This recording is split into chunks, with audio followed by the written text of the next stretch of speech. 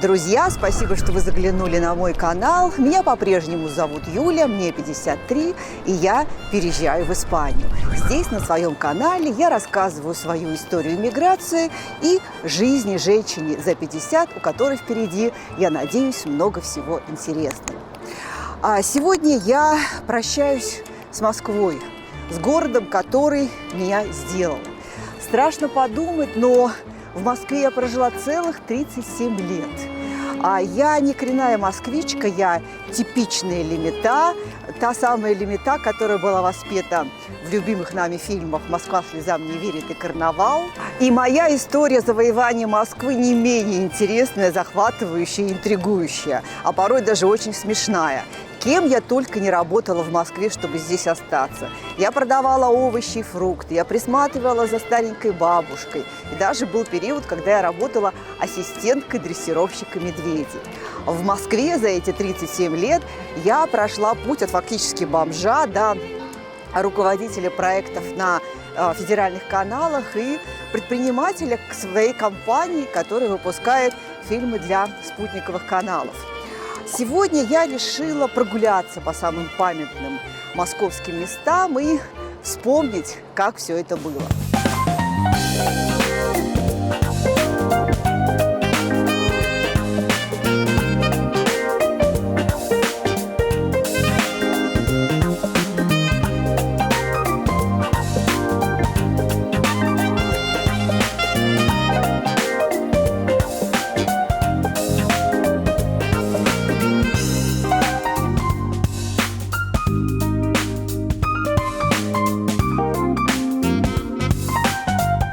Мое первое знакомство с Москвой началось здесь, на Старом Арбате.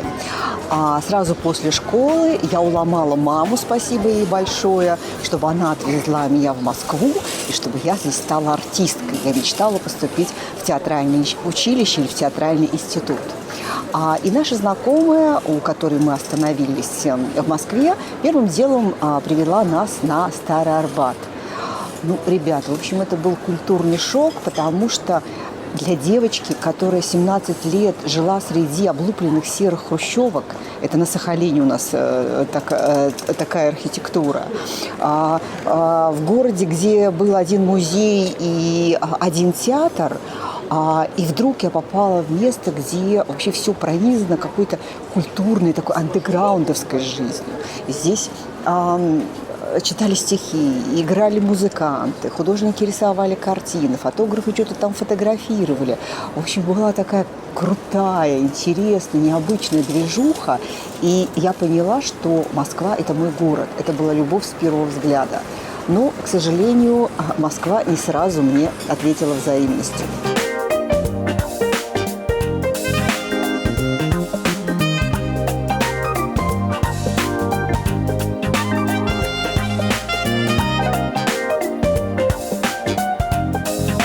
Я сижу в дворике знаменитой «Щуки», театрального Щукинского училища. Оно находится прямо за театром Вахтангова в небольшом Арбатском переулочке. В 1988 году, когда я переехала в Москву, я сюда поступала.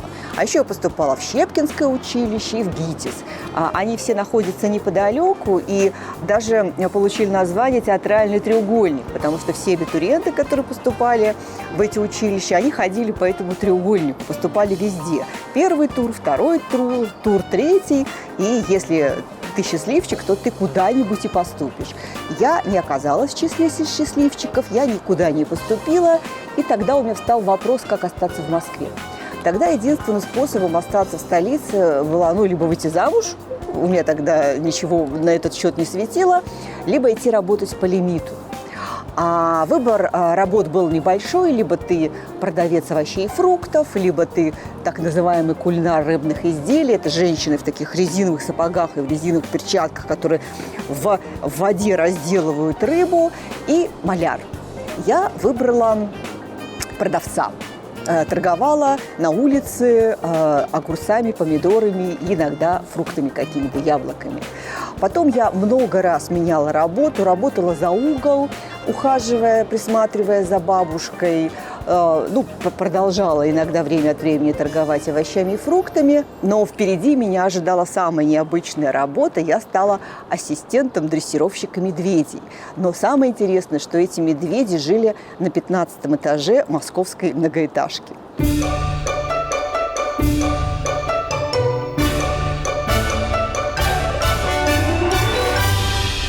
Так, пошел дождь. Будем считать, что Москва льет горькие слезы, потому что я уезжаю. Это мой двор. Типичный московский двор в типичном спальном районе с типичными многоэтажками. Вот приблизительно в таком же доме на 15-м этаже жил Андрей с 2 медведями. Это не шутка.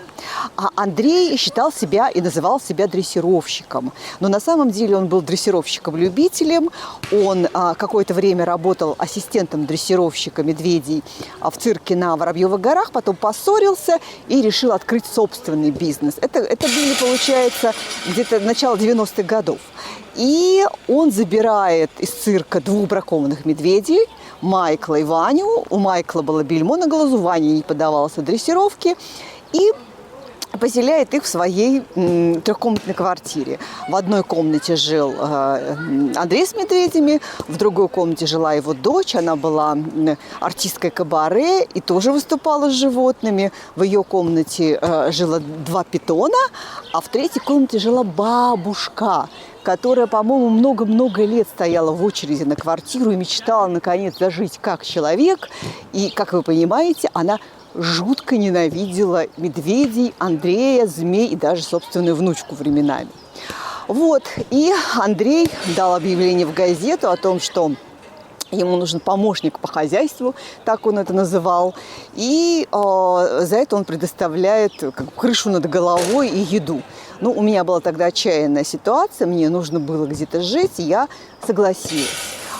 И это был, конечно, феноменальный, удивительный период в моей жизни, потому что это было вообще, с одной стороны, выживание, а с другой стороны, в этом мирке происходило столько много интересных историй, и о которых, кстати, можно рассказывать бесконечно, когда мы собираемся с друзьями, немножко выпиваем, они каждый раз мне говорят: Юля, ну расскажи еще раз про медведей. Вот если вы хотите узнать эту историю получше, там просто было много очень забавных, а иногда просто и кровавых историй, то напишите «Медведи плюс», и я отдельно этому пост посвящу. Вот, и, собственно, наверное, с медведей, я бы сказала, началась нормальная моя жизнь, потому что я стала зарабатывать деньги, потом забрала у Андрея 2 хищных птиц и ездила с ними, фотографировала сначала на Арбате, вечно мой любимый Арбат, потом меня уже брали фотографы, которые фотографировали на полароид в ресторанах. Тогда в ресторанах не ели, в ресторанах как бы выгуливали девушек или какие-то праздники отмечали. И вот мы ходили с фотографами по ресторану, вот совсем с обезьяной, с птицей, с питоном, и предлагали не просто так сфотографироваться, а сфотографироваться с экзотическими животными. Зачем же Андрею были нужны медведи? Андрей был бизнесменом, он на них зарабатывал. Он надевал русскую сковородку, кирзовые сапоги и с медведями ездил в ресторан. И каждый желающий мог сфотографироваться в обнимку с медведем. Вот сейчас я знаю о том, потому что я на себе это испытала, насколько медведи опасные животные. Честно говоря, я понимаю, какой это был риск для всех, но, слава богу, обошлось. И как это ни странно, именно медведи и Андрей открыли новую страницу в моей жизни.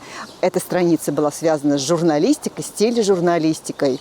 Свой первый телевизионный сюжет, который имел большой успех, я сделала об Андрее, который живет с медведями в обычной московской многоэтажке.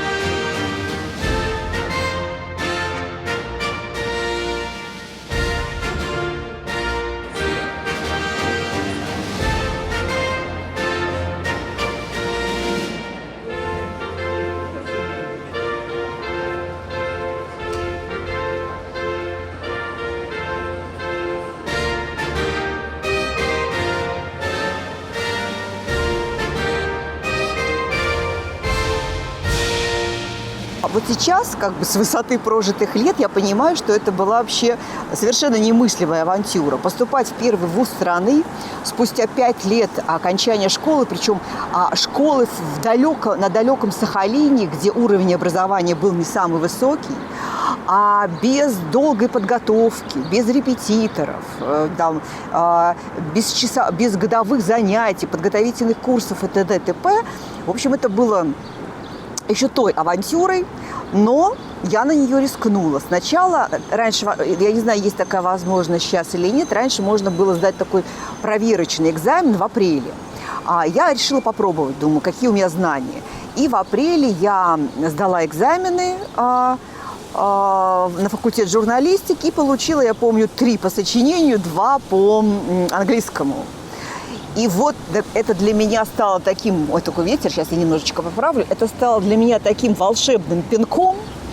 В общем, 3 месяца до летних экзаменов я с утра до вечера, вся моя жизнь была посвящена 2 предметам. Английскому, все было обвешано английскими словами, и литературе. Я читала Достоевского, Толстого, Чехова, перечитывала этих авторов.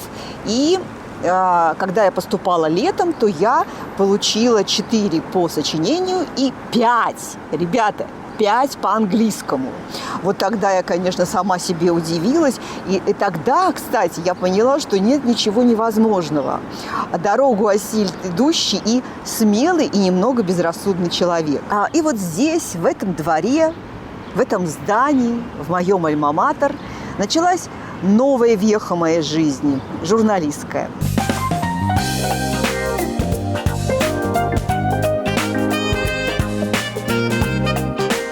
Я, как и все студенты факультета журналистики МГУ, мечтала работать в Останкино. Я думала о том, что настоящее российское телевидение делается только в этом месте. И мне, наверное, повезло, потому что в Останкино я попала. И это был самый адский период моей журналистской жизни. Это был 98-й год. Недавно была возрождена программа «Здоровье», но уже не с старейшей ведущей Юлией Белянчиковой, а с новой Леной Малышевой. И у Лены Малышевой, она, кстати, была не только ведущей, но и руководителем программы, была адская текучка. По-моему, больше 3 месяцев народ не выдерживал. Я выдержала целый год. И, с одной стороны, это была прекрасная профессиональная школа, потому что при всей неоднозначности Лена Малышева блестящий профессионал, человек с бешеной работоспособностью, с феноменальной памятью, с какой-то космической скоростью мыслей и принятия решений. А с другой стороны, были в ней какие-то садистские наклонности. Она почему-то любила ставить своих подчиненных в невыносимые условия работы. С ее точки зрения они должны были работать без выходных, без обедов и ужинов. И если человек отдыхал, Лена приходила в такую ярость и придумывала ему какую-то очередную работу, какое-то очередное испытание. В общем, это был ад. И когда на канале НТВ запускали новую медицинскую программу, и меня пригласили там поработать автором, я ни секунды не сомневаясь сменила престижное Останкино на московскую подворотню. Именно там находилась компания, которая создала очень много новаторских форматов для российского телевидения и много знаковых программ, которые однозначно вошли в историю.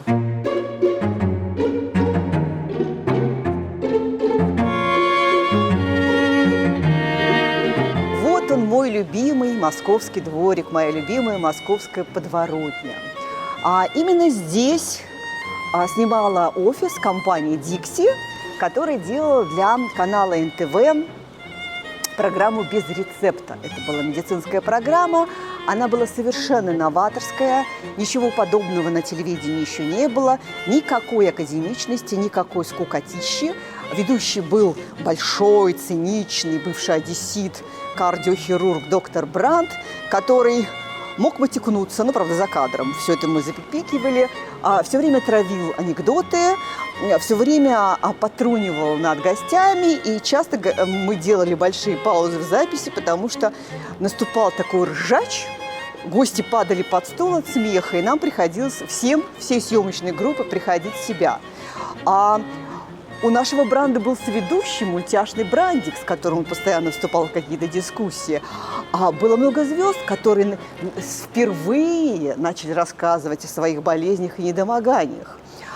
И, в общем, было много всего нового. Очень интересный был формат, который придумала очень талантливый режиссер Татьяна Архипцова. И вообще вот здесь, в этом дворике, было столько талантливых, неординарных, очень умных людей.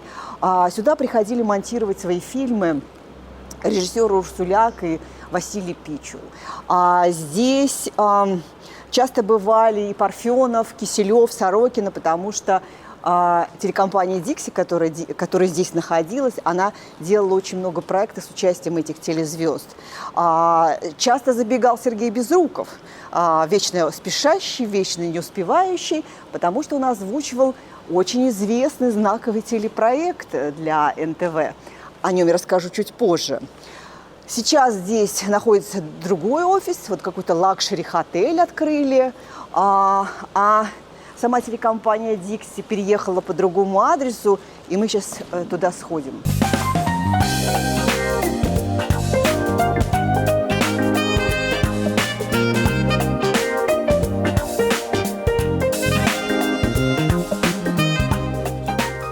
Привет! Ну давай хоть я тебя поцелую. Привет. Друзья мои, хочу представить моего любимого экс-шефа, хотя шефы бывшими не бывают, Ефима Любинского, продюсера, очень широко известного в телевизионных кругах. Я просто произнесу несколько проектов, сразу поймете, почему так широко известного. Программа «Куклы», цикл программ «Новейшая история», «Розыгрыш» и самая топовая история, которая принесла Ефиму очень много славы и очень много денег, это «Глухарь». Счет денег реально. Сегодня я хотела поговорить, вообще это Ефим Григорьевич, но все мы называем его Фимой, да. Сегодня я хотела поговорить с Фимой, вспомнить о тех временах, о тех 2000-х, там их называют жирными 2000-ми, но для нас эти 2000-е были очень интересные. Так что мы сейчас немножко предадимся воспоминаниям. Давай, Фим, вспомним. Это, по-моему, 2000 год, да? Нет, конец 99-го. 99-й, да. И вашему продакшену, значит, дали задание, если так можно сказать, сделать медицинскую программу. И самое главное, надо было сделать ее какой-то не такой, какой мы привыкли видеть медицинскую программу. Тогда их и не было. Это же было самое начало отечественного телевидения. Поэтому, да, Олег Борисович Добродеев, будучи тогда директором НТВ, или я уж не помню, захотел медицинскую программу. Даже предложил мне одну большую артистку в качестве ведущей. Но мы ее попробовали, и все сообща поняли, что не годится. Абсолютно. И тут я вспомнил, что мы с ним, когда снимали «Сердце Ельцина», был один такой харизматичный мужик, которого звали Яков Бранд. Он единственный из всей бригады врачей говорил свободно и откровенно. Вот. Ну, типа того, что ФСБ сказала, что если что-то произойдет, вы будете задержаны до выяснения. Но таких деталей никто из этой бригады, они все молчали, как рыба об лед. Ну вот, и вот как бы попробовали, понравилось, ТВ утвердило, и понеслась душа в рай на 11 лет.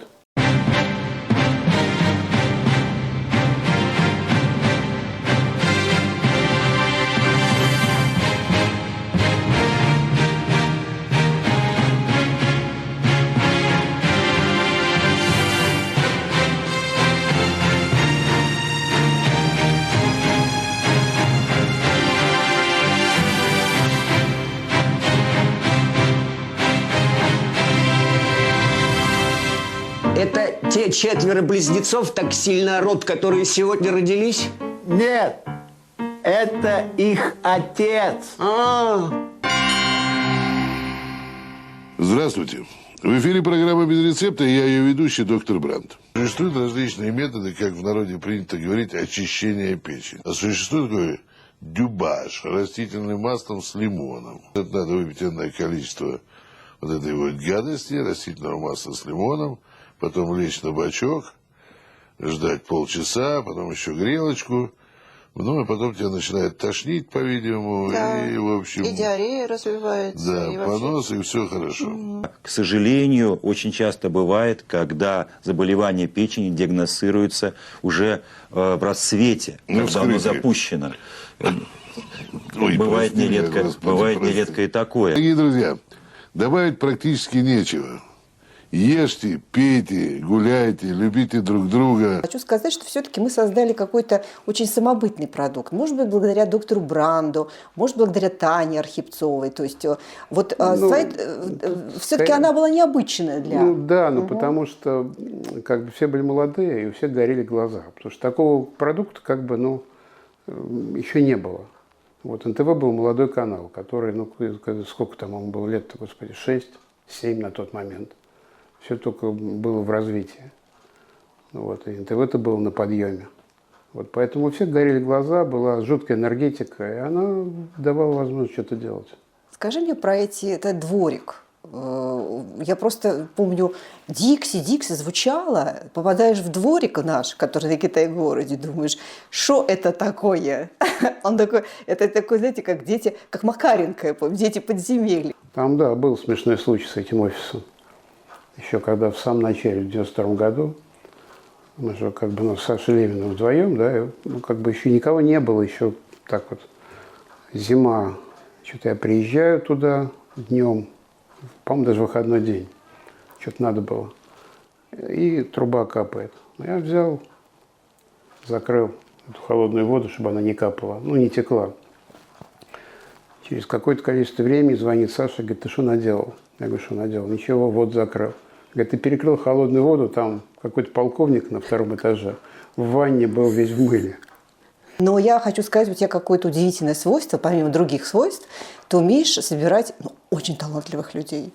Потому что я считаю, что 10 лет, проведенные в Дикси, это моя главная профессиональная школа, когда я стала именно профессионалом. Спасибо. А стала я профессионалом благодаря тем людям, и тебе, и тем людям, которые меня окружали. Хочу тебе спустя 11 лет сказать большое спасибо за эту школу. Ну, слушай, тут, это же каждый учится сам, тут научить-то ничего невозможно.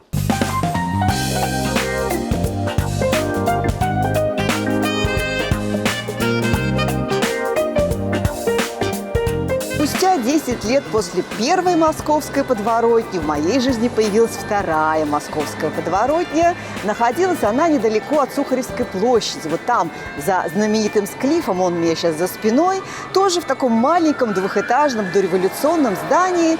Там сидела единая медиагруппа.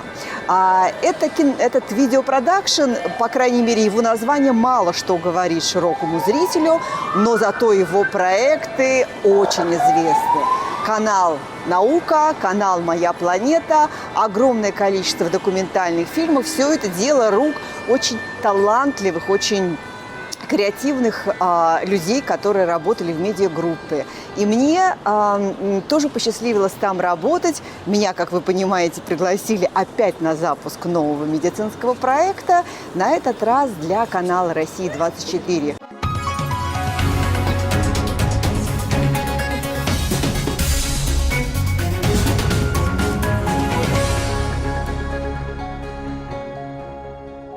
И тут началась совершенно новая страница в моей профессии, потому что если без рецепта это был такой познавательно-развлекательный формат, мы хулиганили, экспериментировали, то «Вести Пульс», так называлась программа на канале «Россия-24», это была серьезная аналитическая, информационно-аналитическая журналистика. Каждую неделю мы выходили и рассказывали об открытиях в медицинской науке, о каких-то изменениях и реформах в системе здравоохранения. Ну, понятно, что не обходили стороной и вопросы здоровья, и здорового образа жизни.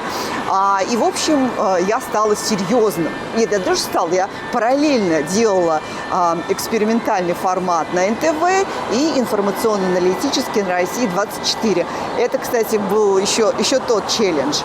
Но даже в серьезном формате мы все-таки находили какие-то свои фишечки, не забывали какие-то бантики добавлять. В основном это мы делали в отводке, в финальных словах ведущего. И сейчас, кстати, я иду на встречу с сейчас уже известным сериальным актером, который очень долгое время был ведущим программы «Вести Пульс». Николай Сердцев, знаменитый российский актер, снявшийся в огромном количестве сериалов, но больше всего мне Коля нравится в роли офицеров и аристократов. Вау. Да. Спасибо.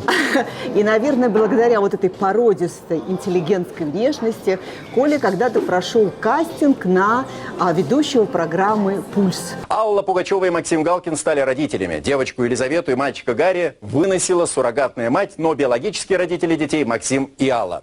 В России суррогатное материнство было легализовано лишь год назад. Сегодня это официальный метод репродуктивной медицины. Однако, несмотря на законный статус, суррогатное материнство, а вернее границы его использования, вызывают множество споров среди врачей, юристов и служителей церкви. Итак, тема нашей беседы – суррогатное материнство. Этические и психологические проблемы этого явления мы обсудим с уважаемым гостем. Геннадий Тихонович, здравствуйте. Добрый день. Геннадий Сухих, директор научного центра акушерства, гинекологии и перинатологии имени академика Кулакова, академик РАН, доктор медицинских наук, профессор. Я потому что никогда не работала с ведущими, которые не бум-бум в медицине. Ну, все-таки это очень специфическое. Особенно ведущий, который берет интервью у врачей, таких самых первого ранга врачей. И я думала, ё-моё, что будет? Вот что будет? Главное, чтобы он не ложанулся. И все-таки задавал правильные вопросы. Ты же импровизировал, ты не один говорил на мои вопросы. Нет, абсолютно это. Но здесь именно актерство, это называется держать лицо. Да, меня очень волнует эта тема. Она издавна привлекала. И Сухих я помню, это молодец, молодец. Вот, как это, создавать впечатление, вот умеешь.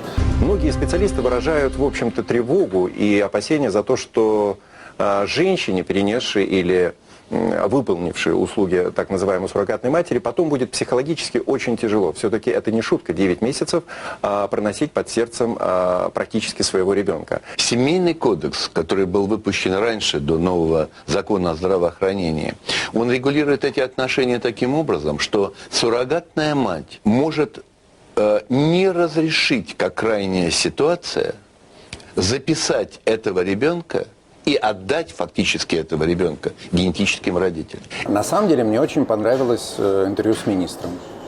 Скворцовой? Да. Кстати, она очень мягкий человек, на удивление. Абсолютно. Да. Да, английское ironist, она как бы читалась у нее в этих глазах, но это удивительно. Ну и плюс ты сказала, Сердцев. Ну вот, я, в общем, там подготовился и вопросики это вызубил и так далее. Мне тогда очень понравилось. Ой, Юлечка, что пожелать? Конечно, хотелось бы пожелать хорошей команды, хороших друзей. Все то, что у нас было в пульсе. Но мы же ведь, по-моему, об Испании говорим, да? Да. А Испания, она, как ты знаешь, из-за знания языка, это как бы не последний. Я в ней был там три раза. Удивительно. Ты знаешь, очень... она по сути, если немцы как-то изначально эти холодные, а эти кордиаль по-испански, они всегда сердечны. Поэтому я почти уверен, что... Не почти, я 100% уверен, что проблем у тебя там, конечно, на бытовом, там, на рабочем никак не будет. Поэтому только удачи. Суэрте, как говорят испанцы. Суэрте.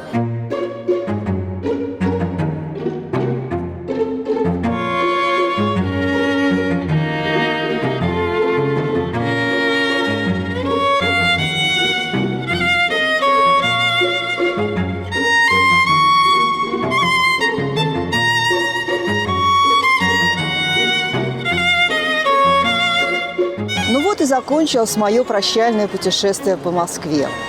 Я считаю, что Москва – это самый лучший город на Земле, и я очень люблю ее. И если бы не февраль 22 года, я бы никогда отсюда не уехала. Но я все равно очень признательна Москве и своей судьбе, что самые лучшие, самые продуктивные годы своей жизни я провела в этом прекрасном городе. Я получила прекрасное образование, я сделала яркую карьеру, я общалась, работала с очень яркими, неординарными, талантливыми людьми. Я здесь вырастила дочь, я встретила большую любовь. И как бы далеко я ни была от Москвы, этот город будет всегда в моем сердце. Вот, начался дождь. Спасибо вам, что вы были со мной. Скоро увидимся, но уже в Испании.